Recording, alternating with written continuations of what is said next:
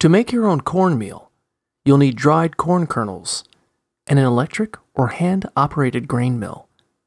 If you can't find a grain mill, a high-powered blender might work. Pre-dried popping corn is a great option for making cornmeal, but you can also dry out fresh corn kernels for 8 to 12 hours in a dehydrator set to 125 degrees Fahrenheit, 52 degrees Celsius.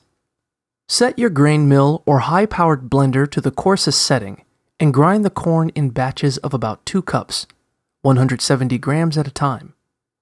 Pour the ground corn through a fine metal sieve into another container. Then put the larger pieces that remain in the sieve back into the mill and grind them again on a finer setting. Repeat this process 1 or 2 more times, setting the mill to a finer setting each time. By the 3rd or 4th pass through the mill, most of the corn will be ground into a fine meal that can fit through the sieve. But you'll still have some larger pieces, grits, left over. If you don't plan to use the cornmeal right away, store it in sealed jars or plastic bags in a cool, dry place for up to 12 months. You can also store cornmeal in the freezer for up to 24 months.